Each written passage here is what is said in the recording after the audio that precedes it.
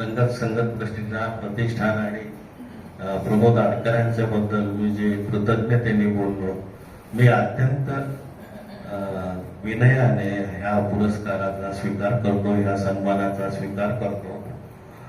मी 50 वर्ष लिहितोय कर, पण मी तुम्हाला विनय म्हणून नव्हे पण अत्यंत प्रामाणिकपणे सांगतो, अजूनही मला एकही कविता किंवा गझल माझ्या मनासारखी लिहिता आली नाही. अजिबात लिहिता आली नाही.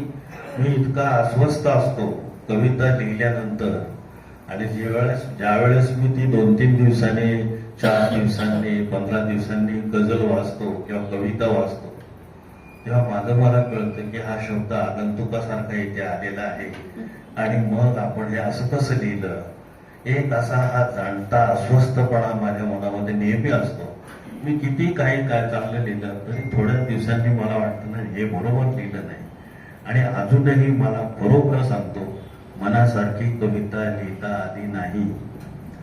आणि कवितेच्या क्षेत्रामध्ये काम करीत असताना म्हणजे भावानुभूतीच्या अभिव्यक्तीतील खरीखुरी जी विमनस्कता आहे किंवा बहुपदरी सूचकता आहे किंवा गुंतागुंतीची पोटता आहे, रहस्यमयता आहे, याच निकषावर कुठल्याही गीताची गुणवत्ता ठरवावी लागते. आता कवीसाठी कवी जेव्हा अर्थाला गुदमरवून टाकणारे शब्द बाहेर काढतो तेव्हा ती खऱ्या अर्थाने कविता दिसू लागते. आणि दुसरी गोष्ट, कविता म्हणजे काय तर रक्तमांसाच्या अस्तित्वाला आलेल्या जाणीवांचा मोर असतो. दुसरी गोष्ट म्हणजे माणुसकीचं सौंदर्य सलामत ठेवण्यासाठी कवीने जे पुकारलेले युद्ध आहे ते युद्ध म्हणजे त्याची कविता असते. कारण माणूसपणाची प्रतिष्ठापना आणि माणसाचा गौरव या प्रवासासाठी कवी आयुष्यभर आपले श्वास खर्ची टाकतो. आणि तो हेच पसायदान परमेश्वराकडे मागत असतो की माणसातल्या माणसाच्या मनामध्ये माणुसकी जिवंत असावी. आणि माणुसकीच्या विजयासाठीच कविता लिहित असतो कवी. मुळामध्ये कवितेचे जे संस्कार त्याला सामग्री म्हणून त्याच्या बरोबर येतात. दुसरी गोष्ट अशी की मी जे लिहितो कविता, आता मी शास्त्रीय संगीत शिकलेलो आहे आणि जेव्हा मी पेटी घेऊन बसतो तेव्हा सूर वाजवताना, पेटी वाजवताना मला शब्द खुणा करतात आणि पॅड घेऊन कविता लिहायला लागलो की सूर खुणा करतात. आता हे मला दोघांचं ऐकावं लागतं कारण मी कलावंत आहे. आणि अशा रचना लिहित असताना मला खूप आनंद होतो की माझ्या रचना अनुराधा मराठे सारख्या प्रसिद्ध गायिकेने, मंजिरी आलेगावकरने, ह्या मोठमोठ्या गायकांनी माझ्या रचना गायल्या आणि त्यांना त्यांचे स्वर लाभले या शब्दांना. ते पण माझ्या शब्दांचं एक भाग्य आहे. गजाननराव वाटवे, यशवंत देव, राम कदम, भास्कर चंदावरकर, कौशली नामदार वगैरे मोठमोठ्या संगीतकारांनी माझ्या रचनांना स्वरसाल दिला. आता खरं म्हणजे कसं आहे की बऱ्याच लोकांचे डोळे चांगले असतात पण नजर वाईट असते. मला अनेक वेळेला असं वाटतं की, आता मी नेहमी एक उदाहरण देतो की चुकून झालेला आणि मुद्दाम केलेला स्पर्श स्त्रीला बरोबर कळतो. परमेश्वराने स्त्रीला एक दान दिलेलं आहे, ती बरोबर ओळखते. डोळ्यामध्ये, पुरुषाच्या डोळ्यामध्ये बघून ती बरोबर ओळखते ह्या माणसाच्या मनात विषयाचा वाढवा आहे का ममत्वाचा धरा आहे, हे तिला बरोबर कळतं.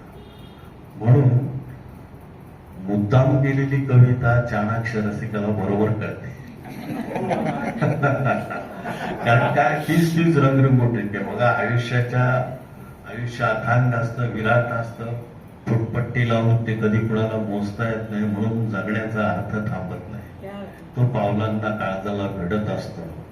आणि मुळातच सूर्यचंद्राच्या ज्या सावल्या आहेत त्या तराजूत मोजता येत नाही. किंवा काळाच्या झाडावर जे विविध रंगी पक्षी येत असतात, त्या पक्ष्यांचे पंख वेगळे असतात, पक्ष्यांच्या चोची वेगळ्या असतात, पक्ष्यांचे आवाज वेगवेगळे असतात. साऱ्यांसाठी आकाश एकच असलं तरी प्रत्येकाच्या विहाराच्या वाटा वेगवेगळ्या असतात. आणि एक लक्षात घ्या, ह्या सर्वांना पक्ष्यांना मानवी अस्तित्वाची जाणीव होत असते. कधी कधी ही जी नक्षी आहे, ऋणानुबंधाची नक्षी कधी कधी घुसवली जाते, पण ही नक्षी घट्ट करण्यासाठी परंपरेने दिलेला जो स्नेहाचा धागा आहे, तो धागा म्हणजे कविता असते. त्यामुळे आपण लिहित असताना ह्या गोष्टीचा विचार केला पाहिजे की आपण निमित्त मात्र आहोत. आपल्याकडे जे अनुभव येतात, प्रत्येकाला जीवनामध्ये बरे वाईट अनुभव येतात, परंतु त्या अनुभवाकडे नव्याने पाहण्याची पात्रता काव्याकडे असते. आता बऱ्याच जणांचा गाण्यावर जीव असतो, पण माझ्या जीवातच गाणं आहे आणि त्याच्यामुळे मला, तुम्ही माझं गाणं ऐकलं नाही आणि मी स्वतःला गायक म्हणून घेण्याच्या प्रयत्नात फंदात पडलो नाही. त्याचं कारण असं की माझा जास्त घट्ट हात कवितेने धरला होता. त्यामुळे मला खूप असं वाटतं की नाही, आपण कवितेतच आपलं नाव करावं. आणि 1978 सालला सुरेश भटांची जेव्हा माझी ओळख झाली आणि सुरेश भटांचं लक्ष माझ्याकडे का गेलं, तर लोकप्रभेत एक माझी गझल आली होती, हसवून चेहऱ्याला फसवून लोक गेले, आयुष्य टाचलेले उसवून लोक गेले. आणि त्याच्यावरून त्यांनी मला शोधून काढलं आणि मग मला त्यांनी गझलचं मार्गदर्शन केलं. माझे पहिले गुरु माझे वडील, की ज्यांनी 5565 रचना बायबलवर लिहिल्या, ते त्यांच्या मित्रांशी संस्कृत मध्ये बोलायचे आणि आम्ही भावंड जरासं जरी हेल काढून बोललो की ते आम्हाला अशी मुसगाडीत मारायचे. डाव्या हाताने ते डावपुरे होते, असं का बोलते, म्हणजे एखादी नृत्य शिकलेली जी मुलगी आहे ती वेडी वाकडी कधी चालत नाही, ती तालातच चालते. तसं भाषेचे संस्कार आम्हाला आमच्या घरातूनच मिळाले. आणि मी जे काय केलं ते काय फार मोठं काम केलं नाही असं मला वाटतं. अजून खूप, आता परवा मला एकाने प्रश्न केला, अहो तुम्हाला गझल लेखनाला तुम्हाला 50 वर्ष झाले, मग तुमचं वय काय? अरे म्हटलं माझ्या वयाचा आणि त्या लेखनाचा काय संबंध आहे? तरी पण मी त्याला सांगितलं, आता माझं वय 77 चालू आहे. आणि बरेच लोक म्हणतात तुम्हाला वय लपवणारा चेहरा परमेश्वराने दिलेला आहे, तर वयाचा लेखनाचा काही संबंध नाही. शायर जितना बूढ़ा होता है उसकी उसकी शायरी जवान होती है. त्यामुळे मी अधिक चांगले, आता श्रीपाल सबनीसांना ऐकायला तुम्ही आतुर आहात, मला माहिती आहे, ते अतिशय उत्तम बोलतात. आणि काही आमचे जे मित्र आहेत ते केवळ त्यांना ऐकण्यासाठी आलेले आहेत. मी अधिक काही बोलणार नाही. पुन्हा मी नेहमी उच्चारलेलं वाक्य म्हणतो की रसिकतेला जरी मर्यादा नसली तरी सौशिकतेला असते.